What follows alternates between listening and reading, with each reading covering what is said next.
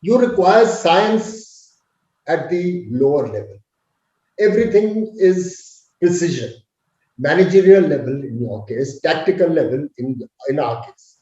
But as you go up the ladder, while you may use the results of science and technology to get your ideas, to have clarity on your ideas, it is the art of leadership that actually matters. I still believe that. And let me exemplify it. I'm quite perplexed. I actually also teach a course on leadership and military strategy in Jindal Global School. That all our business schools are called schools of management. Whereas with the arrival of artificial intelligence and a whole lot of other technologies, the human resource element is diminishing in management. But no one is so far suggesting that the technology will replace the art of leadership, the human, because finally we deal with human beings. Let me give you another example. The greatest threat that is arriving today on the battlefield is semi-autonomous and autonomous weapon systems, drones, on UAVs of the kind that killed General Soleimani of Iran in the Middle East.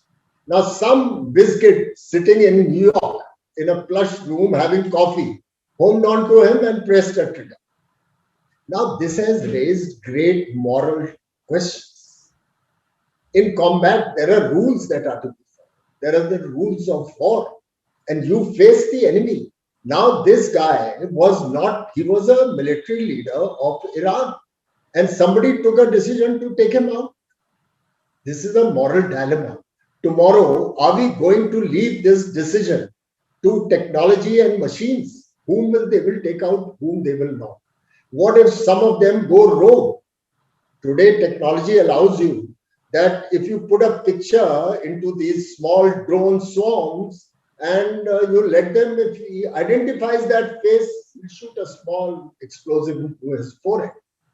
So I feel that in the armed forces, there are two views that are competing on this question that you have asked.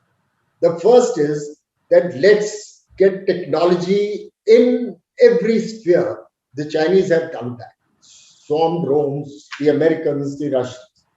There is also a question which a lot of us, and I'm a proponent of that the human dimension in leadership is becoming even more critical today because he's getting real-time information at the top and he has to base his judgments on a plethora of information that is placed before him.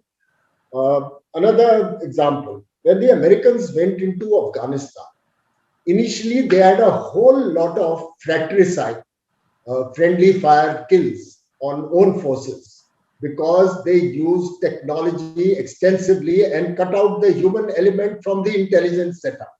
It took them about a year or two to then bring the human element back into the military intelligence setup to get this. So I think the jury is still out. The question you have posed is very important.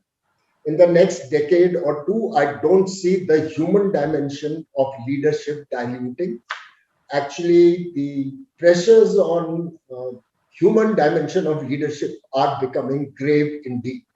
And you saw a number of US generals have resigned. Petraeus himself, you had McChrystal before that because they didn't agree with the president. So in our case also, I think if the politicians don't tread carefully, the armed forces will assert their right to follow the constitution.